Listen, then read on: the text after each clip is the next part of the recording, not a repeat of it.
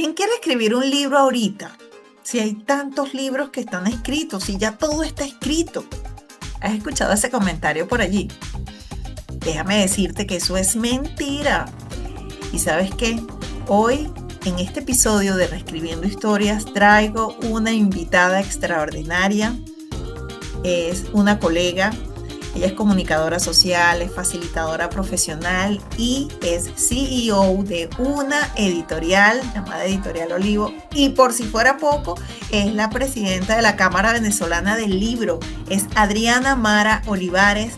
Y hoy nos trae en esta entrevista, en esta conversación, un montón de ideas y herramientas basadas en su experiencia personal y profesional en todo este mundo editorial. ¿Cómo puedes hacer si quieres escribir un libro? No te lo pierdas, busca lápiz, papel y quédate hasta el final porque está de lujo. Recuerda suscribirte a este canal, dejar tus comentarios y sobre todo compartir con tu gente querida, con tu red de contactos para que lleguemos a más personas, a más mujeres con este mensaje de inspiración, educación y resiliencia, reescribiendo historias.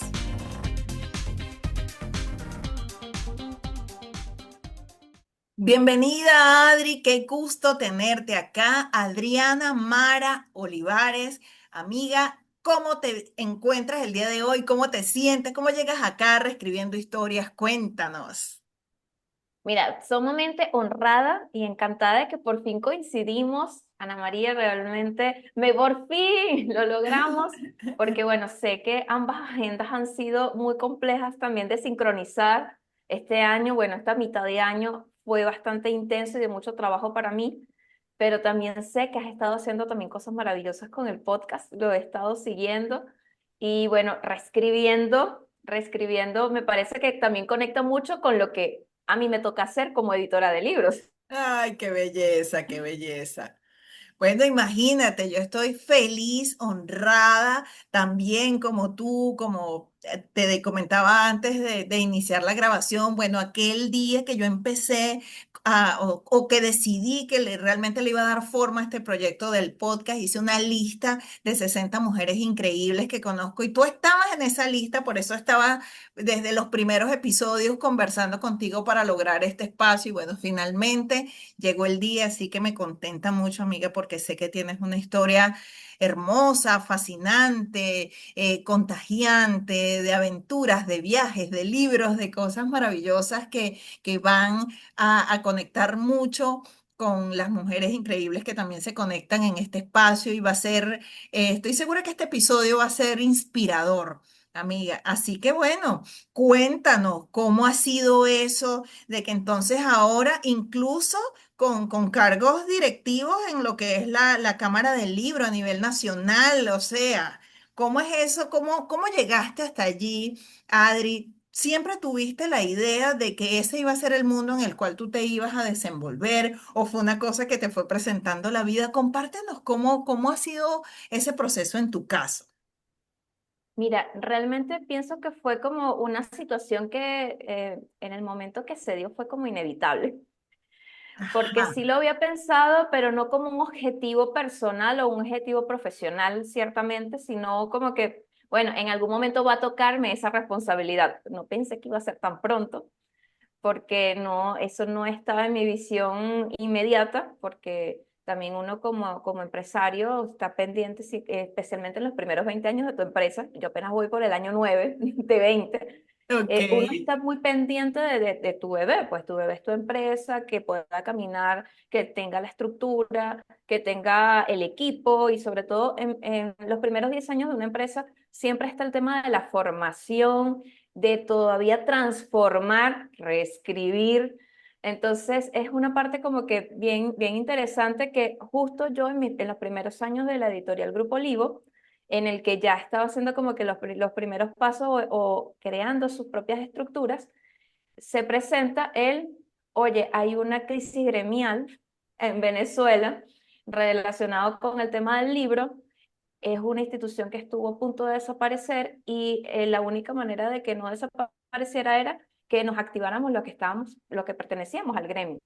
Y es Ok. allí cuando, claro, y es allí cuando comenzamos en el 2018. Primero estuvo directiva, la editora Ana Carola, una tocaya tuya, Ana Carola. Ah, ok. em, Ana Carola Fernández, ella viene siendo como la segunda mujer siendo presidenta de la Cámara Venezolana del Libro.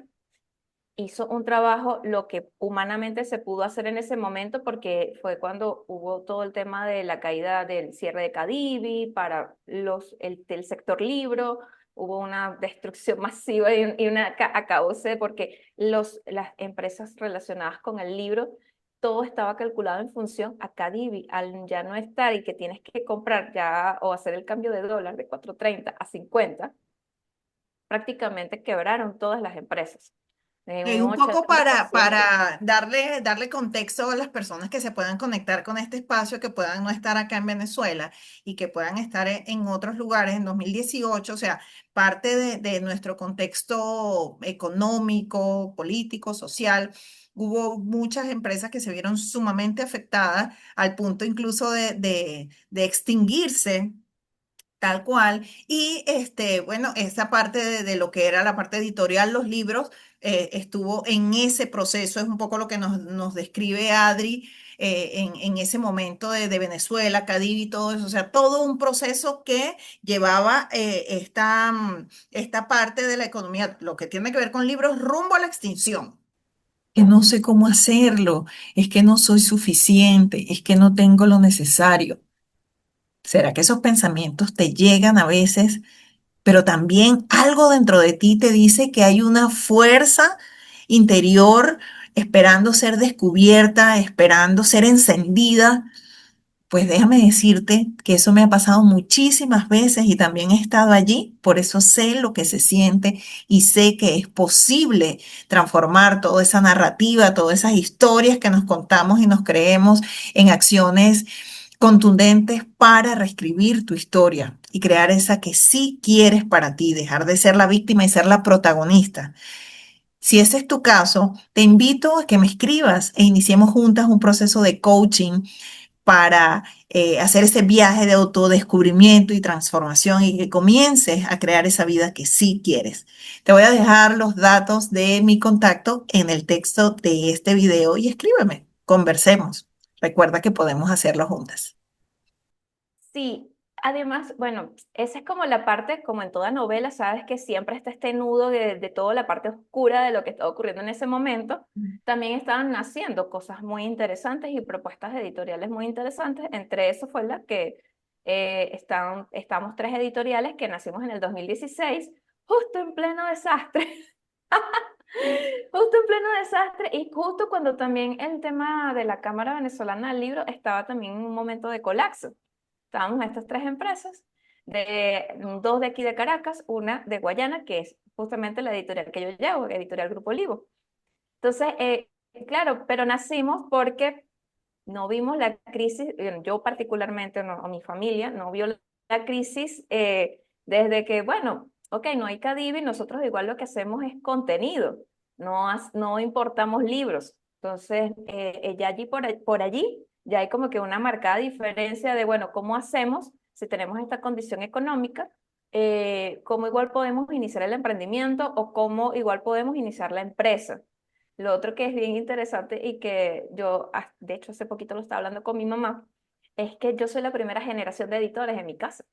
¡Ay, qué No. maravilla! Entonces, no tenía a nivel de familia como tal un referente de qué se hace como editor, pero yo de manera intuitiva ya estaba trabajando como editora y revisando libros y como que tratando de aprender más el cómo hacer libros, es cuando yo conecto con lo que está el movimiento aquí en Caracas, con el diplomado de edición de la Universidad Central de Venezuela, del cual soy egresada, y también conecto con la Cámara Venezolana del Libro y ahí vi un potencial como un respaldo. Y yo necesito montar una editorial, yo quiero pertenecer a la Cámara, quiero hacer buenas prácticas, en mi cabeza estaba, quiero hacer una línea de publicación que proyecte a mi Venezuela, quiero que proyecte la cultura de mi país y sobre todo porque, aunque suene un poquito regionalista, mi Guayana, yo soy de Guayana. Claro.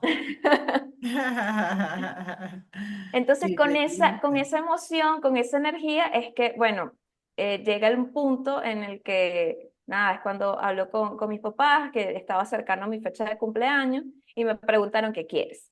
Yo, bueno, ¿quieres que te compre algo? ¿Quieres que te regalen esta oportunidad? Era mi cumpleaños número 24, creo, 24, No, 25. mundo, No, imagínate. bebé. Yo digo, bebé, bueno, entre ser adulto y aceptar que uno es adulto, esa es la edad. Total, total. Entonces, es cuando yo le digo, oye, el regalo que quiero es que constituyamos una empresa. Y se quedaron, ¿qué? No, en mi casa tampoco hay tradición de comerciante. O sea, estoy hablando de que estoy comenzando prácticamente todo de cero, pero mi alma me pedía, hay que constituir algo y si quieres realmente dar este aporte, tienes que hacerlo desde el emprendimiento o desde la empresa. Porque en la posición en la que yo estaba, bueno, pasé de salir de la universidad inmediatamente a ser trabajadora de la administración pública, ser periodista, que esa es mi profesión base. Yo podía hacer algunas cosas, pero siempre el límite es en la línea editorial. Entonces, cuando ya no casaba con la línea editorial, este era un tema de, bueno, tengo que guardarme este proyecto, o como en muchos casos también pasó, elevaba proyectos que terminaban siendo encabetados y yo dije, bueno, no, yo particularmente sí, me frustraba mucho de recibir tantos no. No se puede hacer esto. Y yo, pero ¿por cómo que no? Claro que se puede. Te lo puedo demostrar, pero no entendía o de realmente chocaba mucho con si obedecer, si realmente estábamos como que remando para el mismo lado. Y es cuando decido, ya no quiero trabajar más en la administración pública, realmente quiero hacer algo propio y ya yo estaba conectada con el tema de los libros, porque eso ya era algo que yo estaba haciendo en mi trabajo en ese momento. Me formo con la Universidad Central de Venezuela en el diplomado de edición y ahí es cuando veo aún más luz y digo, este es el camino, esto es lo que quiero. Mis ojos brillaban cada vez que salía de clase, que esto es una anécdota bien divertida porque estoy en Guayana, estoy en Ciudad Bolívar, en mi casa. En ese momento en mi trabajo no tenía permiso para hacer el diplomado porque era presencial, era viajar todos los fines de semana a Caracas. Así Imagínate. que bueno, jefes, ya no me pueden despedir porque ya renuncié. Les confieso que estuve un año viajando los viernes en la tarde Día, o noche para sea, Caracas. Llegaba a imagínate. las 6 de la mañana a Caracas y salía como a la 1 de la tarde y ya yo a las 6 de la tarde me estaba regresando a Bolívar. Ese era un viaje ida por vuelta, por Guau. un año lo hice. Eso Y es cuando estaba amor. La verdad que eso es No, y cuando amor. estaba de guardia, era más divertido porque yo tengo una hermanita, mi hermanita y yo nos llevamos 3 años, pero nuestra voz es idéntica. Y ella también es periodista. Ok. Entonces yo le decía, para que no me interrumpieran en clase, pero también tenía que responder a la guardia, yo le entregaba a ella el teléfono, hermana, aquí está, te entrego el poder. Eres Responde, por yo a partir de ahora.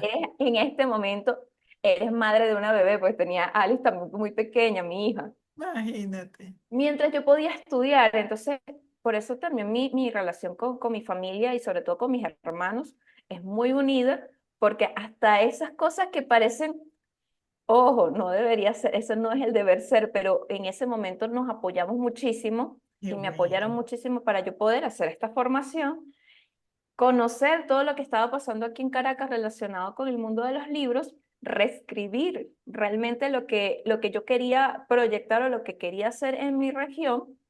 Y es cuando yo digo que yo quiero apoyar a los autores. Yo realmente quiero que salgan más libros de Venezuela con contenido auténtico, con contenido propio y que realmente pueda conectar con más lectores.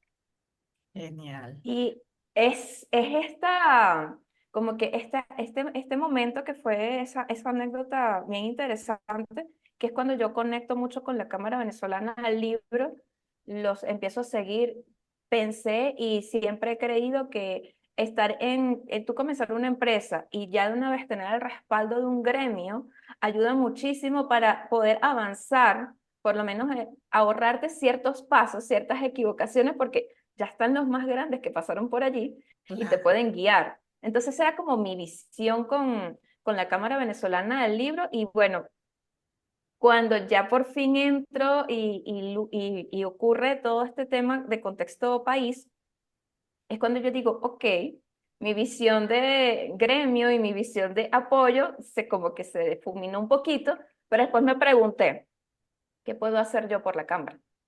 ¿Qué puedo hacer yo por reconstruir este sueño que yo tenía de apoyo y también de salir adelante como empresa? Porque entendí que es como cuando tú viste estas películas de terror como La Masacre de Texas, desapareció todo el mundo, se murió todo, y tú dices, Ok. ajá, ¿y ahora qué hacemos? ¿Y ahora qué hacemos? Entonces, desde esa energía y desde ese optimismo, porque obviamente yo vengo de la retaguardia, yo no estaba en el frente cuando la pelea y todo este tema de quién sobrevive, quién no, de este contexto país, es cuando yo digo, bueno, podemos hacer tal cosa, y la gente estaba muy triste y muy deprimida. Estoy hablando de que yo entro a la junta o empiezo a trabajar para la Cámara por decisión personal, como en el 2022. Estamos hablando de pandemia. Sí, Estamos recién hablando de saliendito la pandemia, o sea, calientito la pandemia. sí. Realmente en el 2020 entro, o sea, en el 2018 entro como agremiada, 2020 está todavía la editora Ana Carola, hasta el 2022 está la editora Ana Carola, del 2022 al 2024 entró otro editor como presidente de la Cámara, que cuando diga el apellido, muchos van a conectar con ese apellido porque muchos estudiamos biología con su papá, que es Julio Masparrote. Yo no sé Oh si tú my God. Por supuesto. que Imagínate. quién no estudió con el señor Serafín No, Masparrote, o pero sea, claro. biología era obligatorio. Ok, ok. Y cuando yo conocí a Julio fue muy gracioso porque yo le pregunté, oye Julio, ¿tú por casualidad tienes relación Bien. con el autor Serafín Masparrote? Y él, claro, Adri, es mi papá. Ay, sí, que o sea, Es que la qué editorial es de genial. mi papá. Entonces yo, Imagínate, nada, imagínate. todo, y no, te podrás imaginar yo muy fan de, estoy ahora conociendo, estoy en el mundo donde están los autores de los libros de texto con los que yo estudié, O sea, ¿no? con los que Y tú muchos nos y formamos, Venezuela entera, pues, o sea, que todavía están vigentes esos libros están y bueno, la vigentes. editorial Biosfera hace cosas increíbles todavía por mantenerse y reinventarse lo más posible con los mismos textos y con el llegar a los colegios, ¿no? Ellos también tienen una batalla todavía allí en caliente porque ellos son los primeros referentes de texto que tenemos como estudiantes o como lectores propiamente. Claro. Pero más allá de eso, comienza él cuando empieza esta carrera o el qué puedo hacer yo por, cuando me empezó a preguntar más él, porque claro, venía con esta ilusión de que ellos pueden hacer por mí para yo poder crecer. Claro, con esa, digamos que Entonces, con esa idea entraste, porque claro, o sea, más ojota, bueno, más bien viendo esa posibilidad, esa referencia, bueno, de poder apalancarme, de poder ganar, aprender a través de esa experiencia, ese soporte, ese respaldo, es lo propio. Ahora, ya estando dentro, ya la cosa se invierte además con todo el montón de cosas que estaban pasando, que es genial, o sea. ¿Qué puedo hacer yo aquí? ¿Qué puedo aportar yo aquí? Fíjate qué poderosa esa pregunta, ¿no? claro, entonces ahí viene esta idea de, bueno, vamos, ¿cómo reinventamos? Primero es, ya no hay nadie, no, ni siquiera operativamente, o sea, había muchas cosas que estaban como de cero y entonces me hacía como el símil de, ok, aquí tengo el Grupo Olivo que también está comenzando y tengo una cámara, o sea, tengo otra institución que también necesita atención y que pienso que ciertamente sigue siendo un elemento o como un apalancamiento para cualquiera que esté iniciando su negocio y sobre todo para el tener buenas prácticas de. Aparte que, y yo veía, ok, está Cabelibro. Cabelibro es una institución que tiene 72 años en Venezuela Wow. y otro elemento que mucha gente no se da cuenta, pero está allí, estamos en la ley orgánica del libro. O sea, en la ley del libro de Venezuela está la institución como parte de la estructura para poder dictar las líneas editoriales que en el país se deben desarrollar junto con el SENAL y con el Ministerio de Cultura. ¿Qué tal? Entonces, esa era como para mí era la gran importancia de, discúlpame que yo dije ley orgánica, pero no es una ley orgánica, es la ley del libro, simplemente es la ley del libro. Pues ellos Ok, tienen unas ok. categorías, entonces es como que, oye, que tenemos esta herramienta poderosa, está este elemento, hay que nuevamente reactivar el conocer al lector venezolano, hay que nuevamente ver cuáles son las empresas que todavía han mantenido la resiliencia, que tenemos nuevamente que conectar con las asociaciones internacionales para poder abrir otra vez los canales de comercialización de Venezuela con el mundo. Entonces, claro, igual ese trabajo lo tenía que hacer para Grupo Olivo.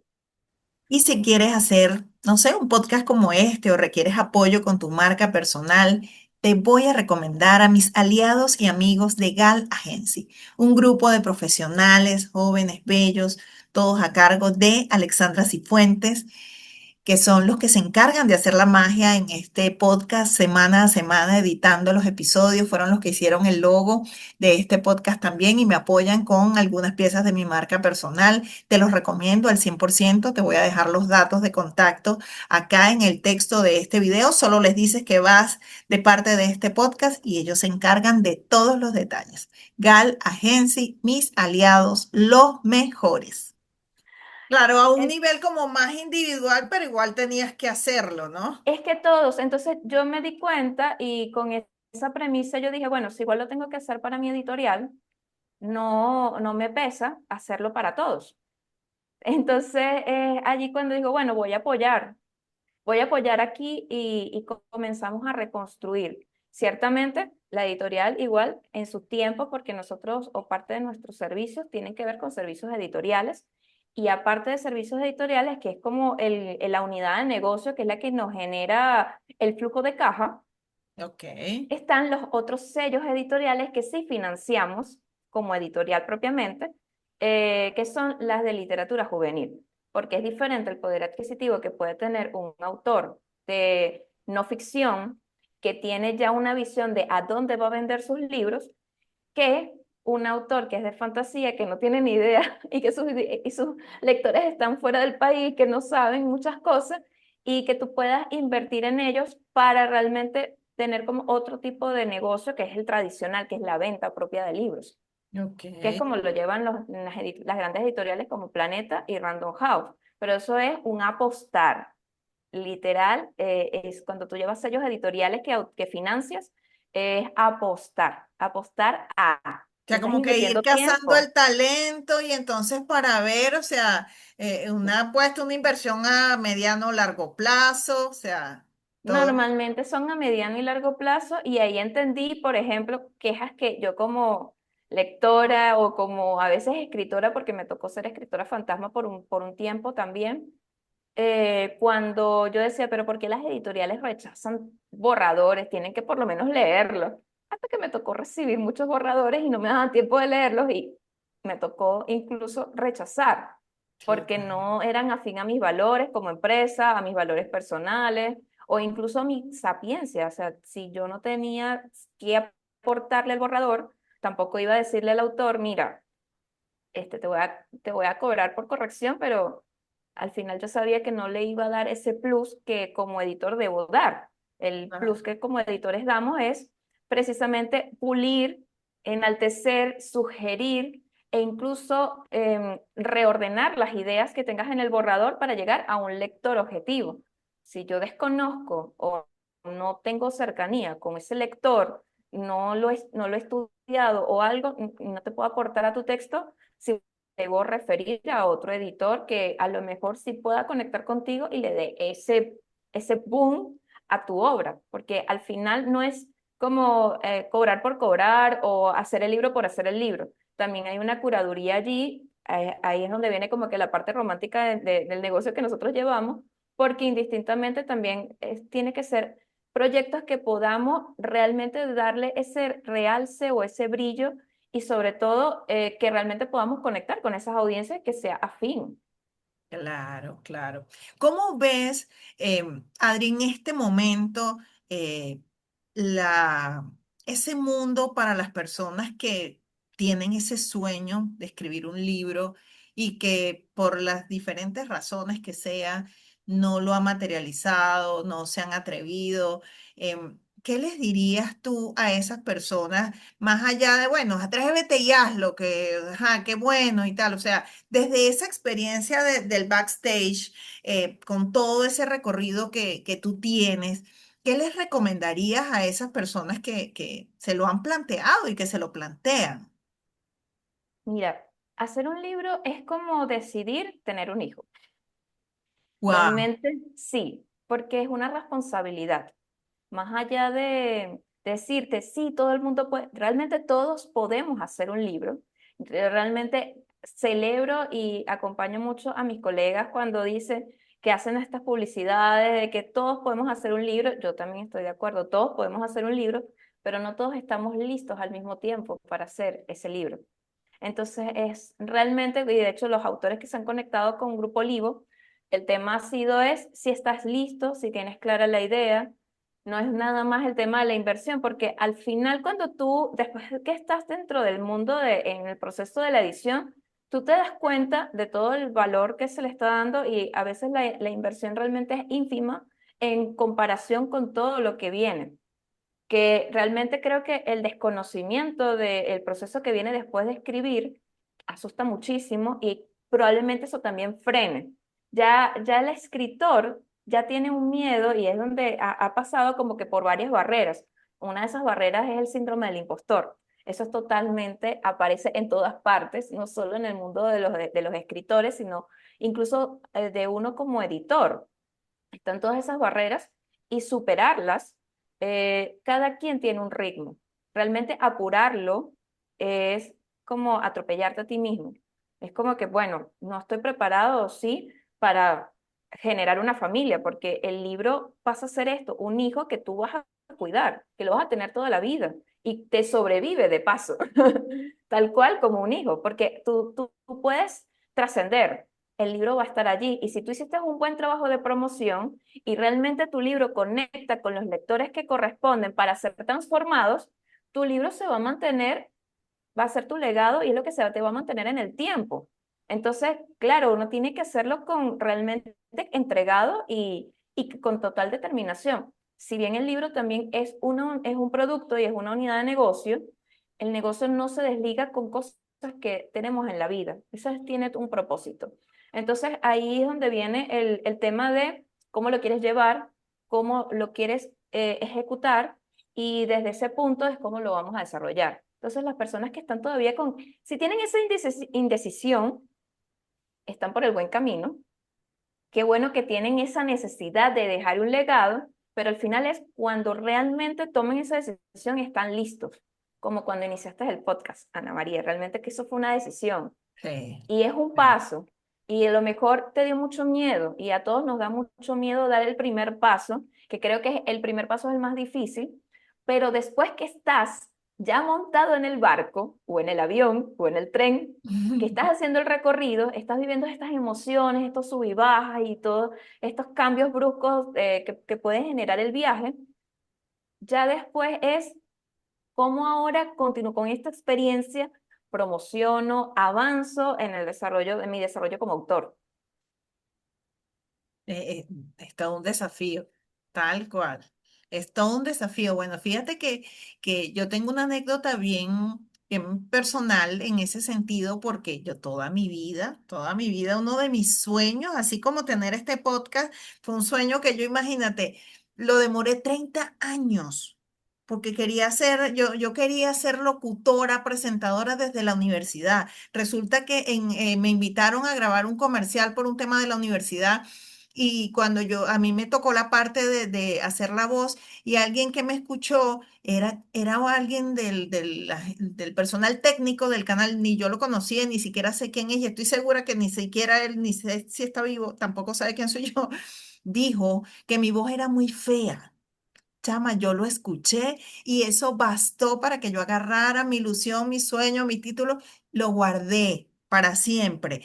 Después fue pasando el tiempo y yo dije, bueno, voy a hacer un micro en la radio porque la cosa fue como mutando, ¿no? Nunca lo hice, siempre conseguía las razones para no hacerlo. Nunca lo hice. Hasta que finalmente, no, sí, yo voy a hacer un podcast. La cosa, claro, iba evolucionando. Entonces, bueno, voy a hacer un podcast igualito. Pasó un montón de tiempo y el año pasado, cuando decidí que en serio me iba a reinventar, que iba a trabajar en pro de mi marca personal, pero de manera disciplinada, determinada, dije, bueno, uno de los proyectos que voy a sacar adelante va a ser mi podcast. Y bueno, o sea, con mucho miedo, tal cual, o sea, y la impostora vuelta loca, no, ay, pero ¿y cómo vas a hacer? O sea, tú no sabes, tú no eres famosa, no tienes esto, no. Y todas las mentiras que uno se cuenta. Hasta que decidí arrancar el 1 de septiembre del año pasado y ya voy por el episodio 41. ¿Qué tal? Pero así es todo, tal cual como tú lo has descrito, tal cual, fíjate que en otro de mis sueños, que era lo que justo te iba a comentar, era el tema del libro. Y resulta que en 2015 pues un día me llegó un correo electrónico de Ismael Cala que decía algo así como que quiere ser escritor y no sé qué más. O sea, todo lo que decía era, ese correo estaba dirigido a mí. Resulta que había un concurso de Amazon que él estaba promocionando para escritores amateurs. Y bueno, yo me inscribí en el concurso porque también llevaba un montón de años queriendo escribir un libro y todos los años reunía las excusas necesarias para no hacerlo. Y ese año me propuse y escribí mi libro. Tengo un libro en Amazon que lo dejé morirse ahí también. Bueno, él no está muerto, está vivo, pueden ver. Pero Está por ahí, está como, está descansando. Pero fíjate que es justo eso que tú acabas de decir, es la responsabilidad de entender que él no se va a promocionar solo, que, o sea, que hay todo un trabajo que va mucho más allá de escribirlo, que ya es de por sí es un trabajón, ¿no? Y un desafío, etcétera. Pero qué interesante esa analogía que nos regalas, Adri, porque es un tema, me quedo con eso tremendo, o sea, es como tener un hijo. Wow, qué sí. importante, ¿no? De hecho, mira, fue muy interesante porque cuando iniciamos en la editorial Grupo Olivo, realmente iniciamos como servicios editoriales y claro, al utilizar la palabra editorial, tú inmediatamente entras en el negocio tradicional. Es esta empresa que invierte en mí como escritor, como autor, hace todo mi trabajo y me paga, pero no ocurre como en el servicio editorial, que es el autor invirtiendo en sí mismo para poder sacar el libro. Entonces, ¿qué pasa? Aquí ocurre, y esto es un fenómeno que está ocurriendo desde el año 2000 para acá, no es nuevo porque el tema de la autopublicación es algo desde la época de Gutenberg, así que no hay que, como que, no es algo que estamos redescubriendo como negocio en este momento. Ok, Realmente todas las editoriales nacieron como servicio editorial. Solo que ese no era el nombre comercial en ese momento, el nombre comercial era editorial y punto. ok. Y ni siquiera era editorial, era imprenta. Imagínate. Porque realmente es la imprenta quien hacía los libros. No, como que el oficio del editor empieza a hacerse más minucioso y como que con más trabajo y se nota más como empresa, es a medida que se van desarrollando y pidiendo libros que ya habían sido publicados antes y vienen entonces ahora las novedades. Entonces las novedades para que tengan un estilo parecido a los libros a los manuscritos que ya estaban escritos antes, valga la redundancia, eh, es cuando viene este desarrollo del oficio del editor. Ok. Pero comienza, ¿quiénes son los primeros en publicar? Oye, estas personas que tenían los recursos para pagarle a un editor para que pulieran sus obras y se pudiera publicar e imprimir. Y el editor normalmente, en esa época, en el principio, era impresor también, dueño de la imprenta. El negocio de la imprenta era reproducir. ¿Y qué se reproducía en ese momento? La Biblia, que no había que inventarlo, ya estaba escrito. Lo que Claro. se tenía era que reescribir en el idioma que se necesitaba y los otros eran los panfletos o los periódicos, las propagandas. Entonces ese era el negocio de las imprentas. Luego viene este tema de como que las empiezan a colocar los cuentos en los periódicos y de allí empieza a evolucionar vamos a crear cuentos o novelas. Y ahí empieza entonces el negocio editorial. Y después de las novelas viene, ajá, pero si yo puedo también crear textos que me funcionen para generar herramientas o guías y que es donde viene la no ficción.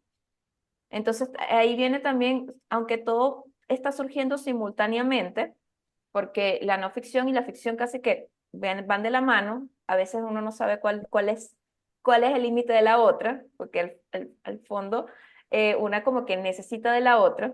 Hay a veces que para explicar la realidad necesitamos imaginarnos cosas para entender. De hecho, de ahí viene el tema de de las metáforas, la parábola, de cómo Ok, contamos las historias. Entonces yo básicamente en el mundo editorial, si bien tenemos estas diferencias de no ficción y ficción, al final es que una está de la mano, son como hermanas gemelas, van de la mano y están presentes en todos los libros.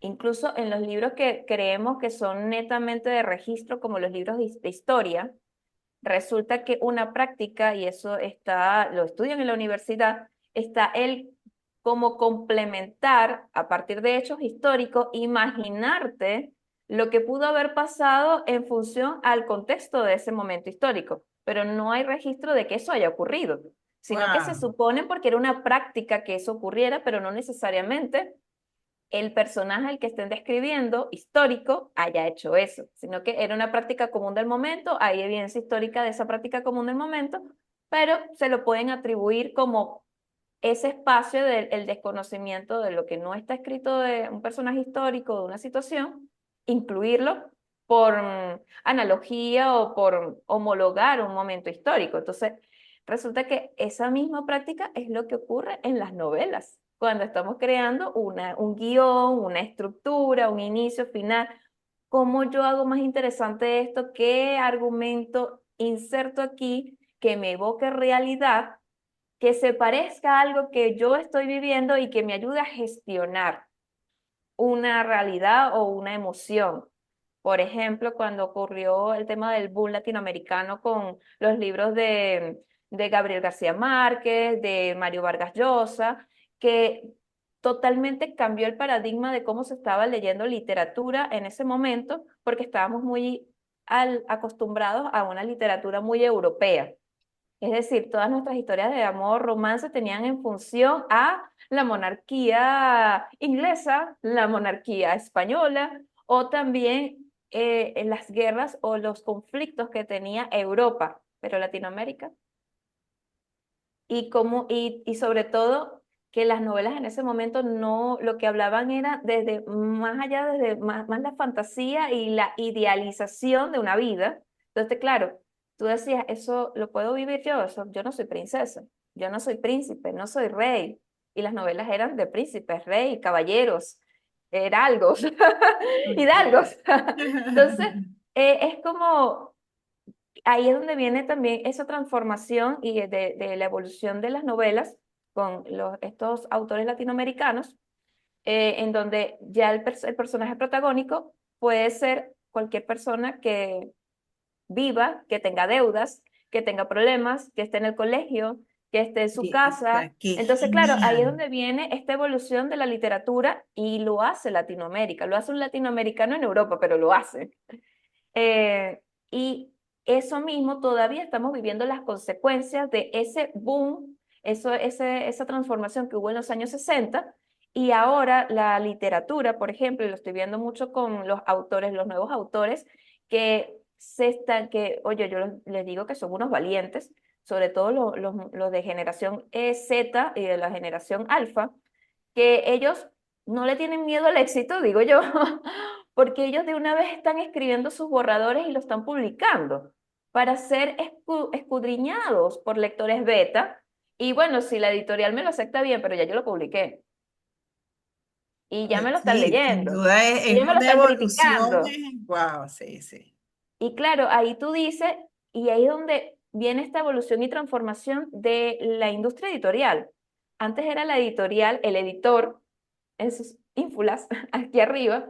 Yo soy el que decide qué se va a leer y qué no se va a leer porque depende de cómo, qué es lo que quiero que se impacte en la cultura de los lectores. Te voy a decir qué es esto. Pero ahora cuando el lector ya no me está comprando libros y ya no se está guiando por lo que el editor considera que puede ser una buena literatura, porque resulta que están estas plataformas digitales, como en un principio eran los foros de rol, que yo participé cuando estaba muy niña, y luego evolucionan a lo que son estas páginas, estos sitios web de publicación de historias como fanfiction, Bootnet, Wattpad, en el que ya yo puedo escribir mi historia, que antes yo lo hacía en un foro y me los comentaban y a veces se perdía en el foro, a este es mi espacio, aquí puedo escribir todas mis historias y de paso me los comentan. Estamos Sí, hablando que ya el escritor o el autor no necesita pasar por el editor para de una vez conectar con tu lector y que el lector tenga en primera mano un borrador que sabe que está en bruto, que no está editado, sino que ya puedo leer de primera mano lo que hace un escritor, lo que hace, lo que realmente en esencia es un escritor, un ser humano que escribe, que comete errores, que a lo mejor tiene faltas ortográficas. Eso es a veces uno de los elementos de los que frenan a los escritores mandar un borrador. Ciertamente, si tiene la menor cantidad de fallas ortográficas, mejor, porque claro, eso claro. habla de tu cuidado, ¿no? Pero, por ejemplo, si tú estás trabajando en un servicio editorial y tú ya tienes un borrador y lo has visto tantos años, a mí me pasó con un autor y es una anécdota que creo que queda perfecta. Mi segundo autor, por ejemplo, se había demorado 15 años en tomar la decisión de mandar su borrador sin terminar. Y cuando me contrata, que por cierto, yo me tardé como 3 meses en darle presupuesto porque yo tenía tanto miedo como él, digo, era mi primer trabajo pago en ese momento, y yo digo, ya va, ya va, tenía demasiado miedo de que me dijera que no, y más bien fue, dale, ¿cuándo comenzamos? Y yo, claro, él ya había pasado por un proceso de 15 años, yo me tardé 3 meses Claro. en como avanzar eso, ¿no? Y con ese autor fue bien interesante porque me tocó poner en práctica, sobre todo, elementos del coaching para que él terminara de escribir su borrador, porque él me decía, Adri, yo tengo todo esto, pero ¿cómo sé que termino? ¿Y cómo sé que voy a finalizar eso? Y yo le decía, porque era cual como coach, preguntaba, ¿qué es lo que tú quieres que tu lector se lleve? ¿Qué es lo que tú quieres que él ponga en práctica?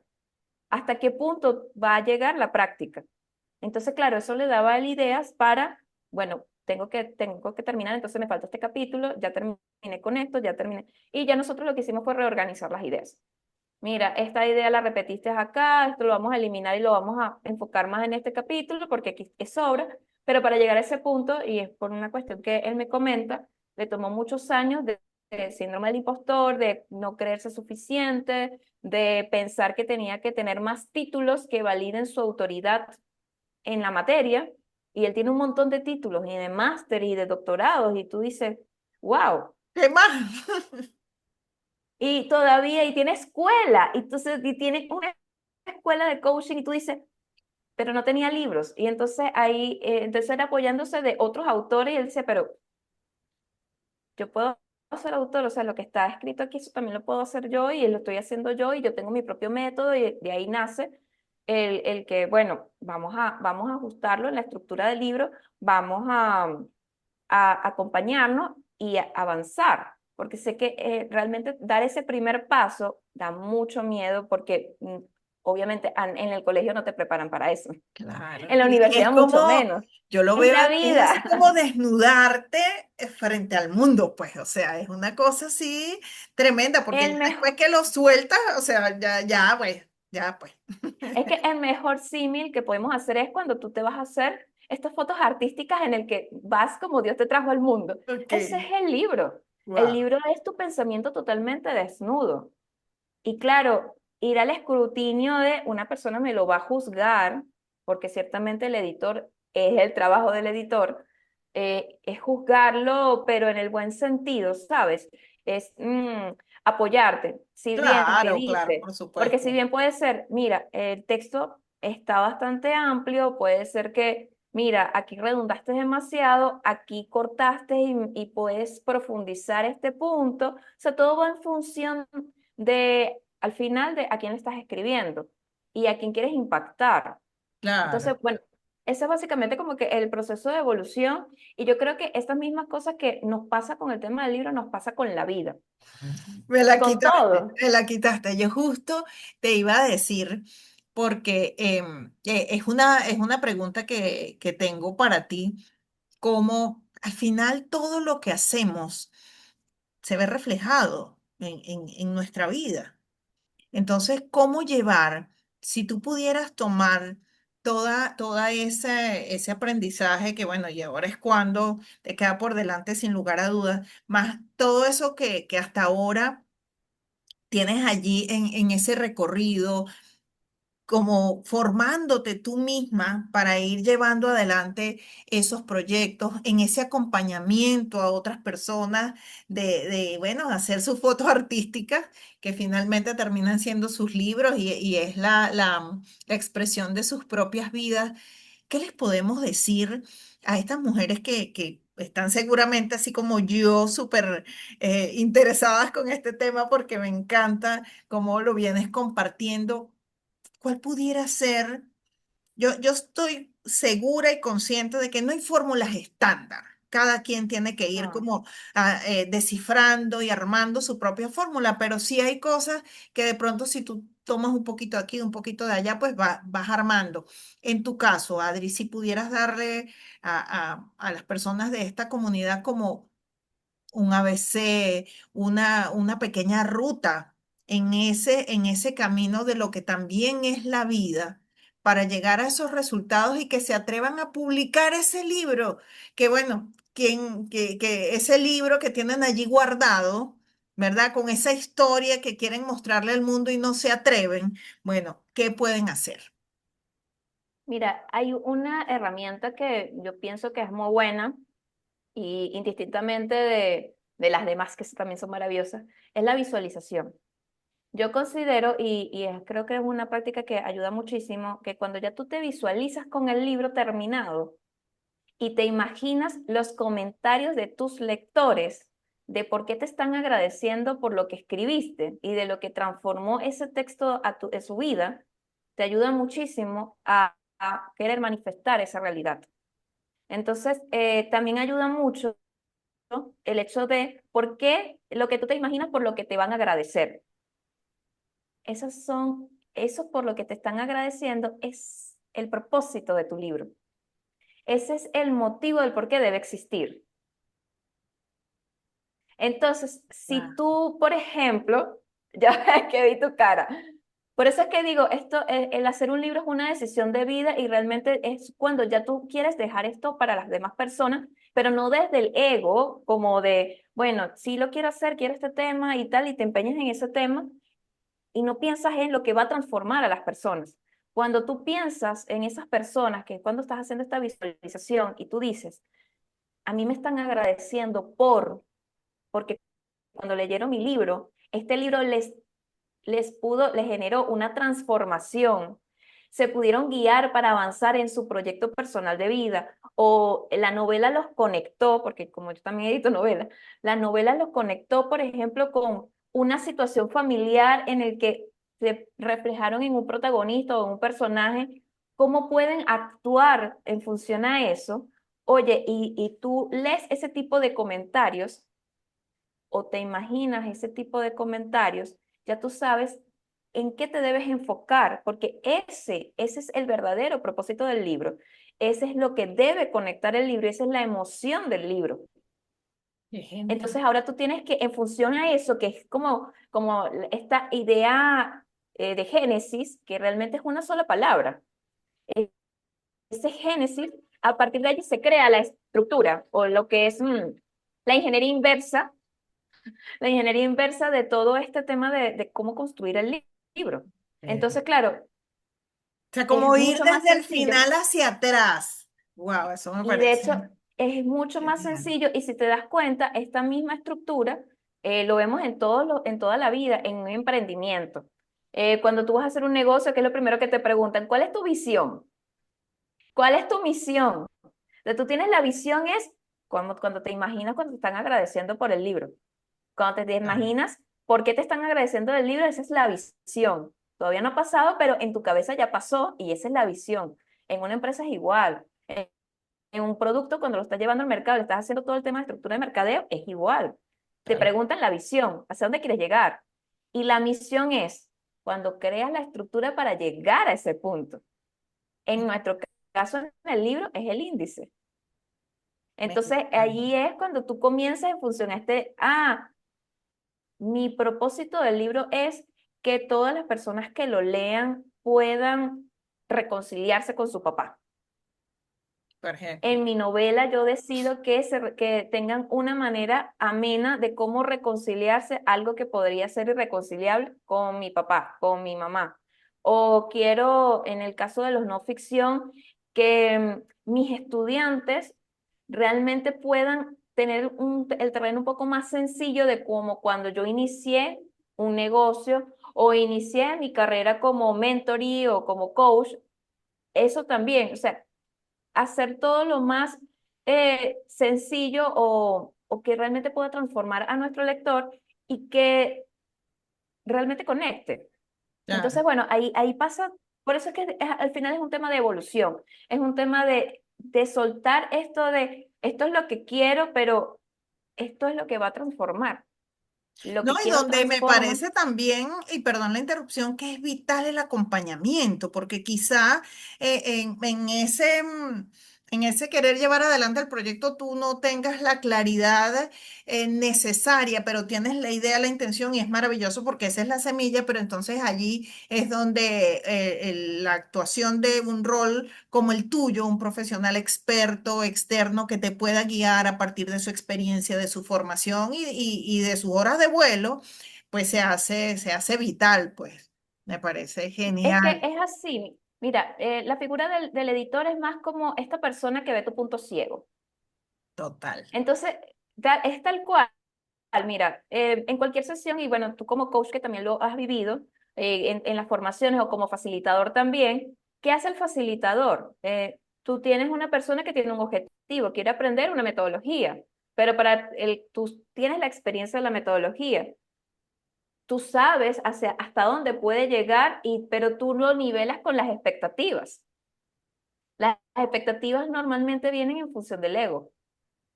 Entonces, yo quiero ser el mejor facilitador yo quiero hacer tal y no sé qué, pero el yo, pero no nos detenemos un poquito después que tú aprendas esta herramienta, ¿qué vas a lograr de impacto? Sí. ¿Cómo lo va a utilizar el otro? Realmente, ¿cómo esto se va a masificar de alguna manera? ¿Y ¿Qué cómo esto va a contribución va a impactar hacer? O sea, qué aporte tal no, cual. y con, Tal cual. no, y es este dar, yo digo esto de dar y aceptar el recibir. Eso lo tengo casi como que escrito en mi WhatsApp, es primero da y acepta recibir. El aceptar recibir es porque la consecuencia natural de cuando tú das algo del corazón y das algo que sabes que funciona y lo estás explicando de una manera que realmente conecte, que sea sencillo, porque sabes que esa persona lo va a valorar, lo va a entender. Ahí es donde tú dices que lo que vas a recibir es agradecimiento o vas a recibir este feedback de esto me iluminó de alguna manera, esto me dio otra perspectiva, esto fue un wow, no había visto este punto de vista. Y esas expresiones ya tú sabes que son nuestros KPI, vienen siendo nuestros indicadores de, Tal ok, cual. el libro llegó a donde tenía que llegar y transformó a quien tenía que transformar. Tal cual, tal cual. Adri, tengo dos preguntitas para ti. Una es que no sé, imagino, supongo, pero prefiero preguntar. Em, Cuando hay gente que se te acerca y te dice, pero es que ya todo está escrito, hay tantos libros. ¿Tú qué piensas de eso? Cuando alguien te dice eso, ¿tú qué le respondes? Ay, pero hay nuevos lectores. Ah, qué Hay nuevos bueno. lectores. Entonces, y digo esto porque no todos los lectores leen el libro o el texto, aunque sea el mismo tema, no todos lo entienden porque hay generaciones. Y de hecho, a eso el año pasado me tocó ser autora y escribí un libro que se llama ¿A quién le escribes? Y Ok, habla justamente de, no importa que sea un tema, por ejemplo, vamos a hablar de el tema de Dios. ok. Hablar y escribir de Dios para una persona que tiene 50 años, tiene una capacidad y una profundidad diferente a cuando se lo dices a un niño. Entonces, aunque es el mismo tema, estamos hablando de Dios, la forma, las metáforas son diferentes. Y eso nada más conecta entre personas. Aunque sea un mismo tema, todas las personas tienen una forma y tienen el don de comunicar. Y ese don conecta es con una audiencia o en este caso con un lector. No todos los lectores pueden entender, por ejemplo, un tratado de Hoskin, tratado científico súper profundo, o algo de Jung, de Carl Jung. Por ejemplo, los libros iniciales de Carl Jung son netamente de psicología, de medicina, que si tú no eres científico, te cuesta. Pe- Pero Pero si tú cuántas lees cosas El han hombre y sus salido símbolos, de... Sí, sí, pero sí. si tú lees El hombre y sus símbolos, está escrito para personas normales, según él y su editor. Ok, ok. Porque ese texto, de hecho, es el único y que se publicó post-morte del doctor Carl Jung. Él dice, esto es para que los normales se acerquen un poquito a lo que puedan entender de la psicología.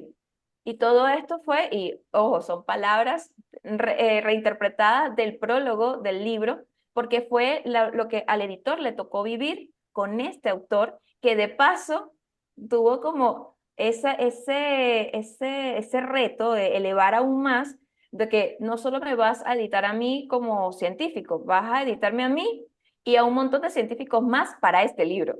Imagínate. Wow, qué Entonces, tremendo. entonces, claro, Genial. allí viene él, no importa que el tema se repita, es que no todos entendemos las mismas metáforas, no todos se conectan. Es como, voy a iniciar un negocio y los de administración entienden sus números, pero háblame de negocios y estos números en función a las metáforas para yo montar un restaurante. Háblame de los números y de las metáforas de cómo yo lo aplico para yo llevar la administración de un gimnasio. Claro, ¿Cómo claro. lo hago para Sí, llevar una editorial? tal cual, Explícame. tal cual. Entonces, servicios. Entonces, allí es cuando vienen las diferencias y por eso es que es tan importante que los autores sigan aprendiendo, sigan publicando y no se detengan en parecer que redundan en la información. Es necesario porque el lenguaje, sobre todo el castellano, evoluciona. Las maneras y las acciones sociales evolucionan. Las prácticas, por ejemplo, ahorita es un poco más, por lo menos ya aquí estamos como que ya no tocamos tanto el efectivo y hablar de, voy a pagarte una transferencia o te paso el teléfono y ya te transferí. Cuando antes tenemos el efectivo. Imagínense que estemos leyendo un libro en el que me hable del efectivo y venga esta generación alfa y diga, efectivo, ¿qué es efectivo? ¿Qué Es es una eso? transferencia. Ay, sí, tal cual, tal cual. Entonces quiere Así. decir que hay que reeditarlo, el mismo mensaje, pero en función al lenguaje de, ok, ya no existe efectivo, ahora tenemos que cambiar el efectivo por transferencia para que Me entiendan que encanta, hablamos igual de dinero. me encanta.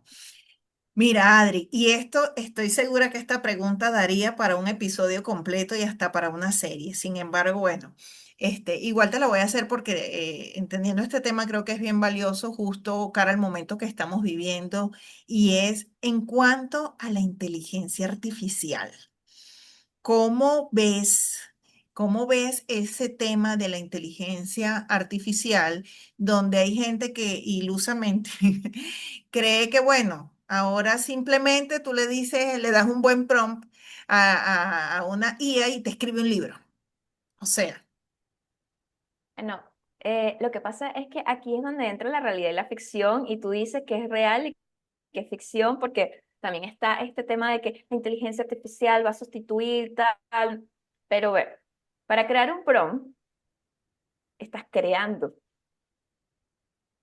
La inteligencia artificial puede ser una herramienta, y yo lo veo desde esta perspectiva, como una herramienta que acelera algunos procesos que a nosotros nos puede tomar años por un tema de experiencia, por un tema de bloqueo, por un tema de prejuicios, limitantes que la máquina no tiene.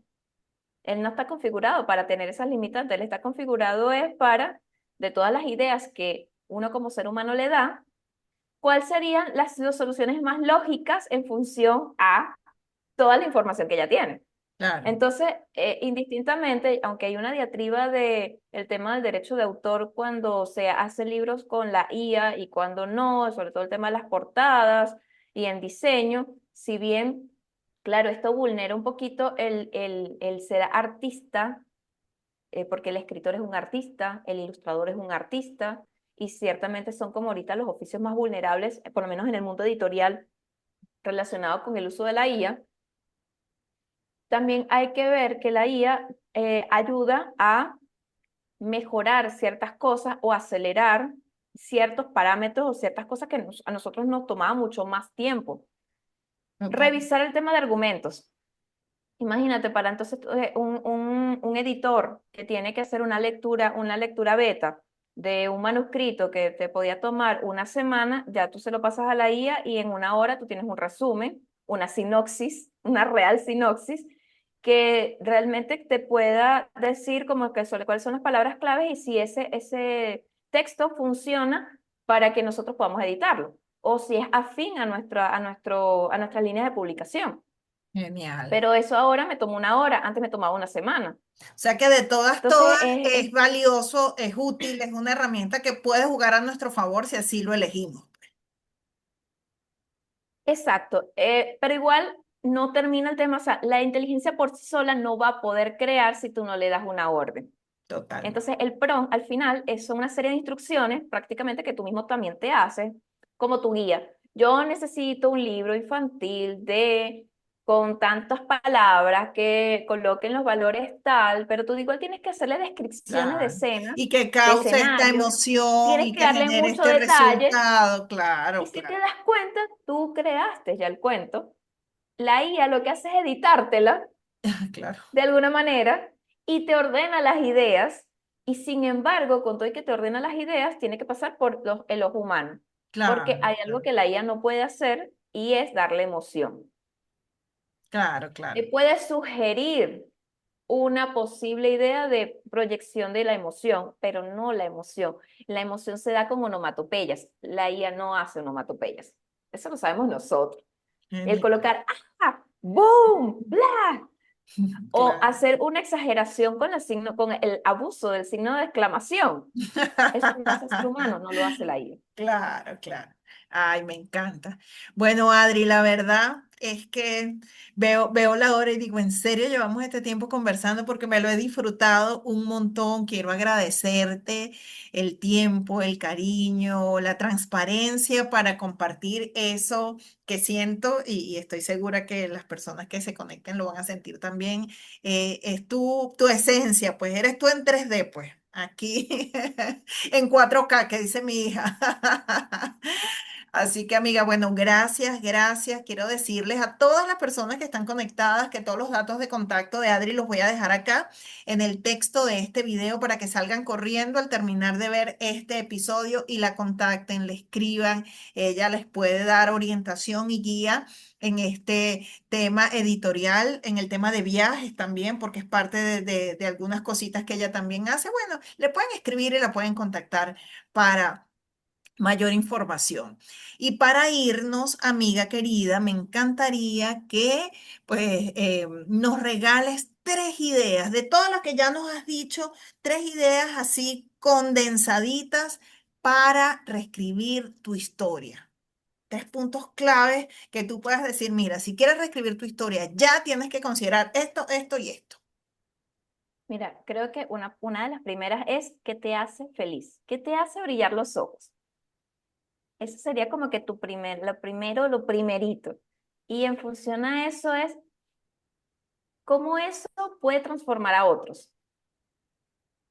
Y después de eso, tú dices, ahora cómo hago para que exista eso que puede, que me hace brillar los ojos y que transforma a otro. Ikigai. Listo. Uy, se me erizó la piel. Adri, qué bella. Gracias, mi amor. Te envío un abrazo gigante, otro para tu mami y para tu hija, hermosas, ambas. Espero que nos veamos pronto para que nos demos ese abrazo en físico, Dios mediante así sea. Y bueno, Amén.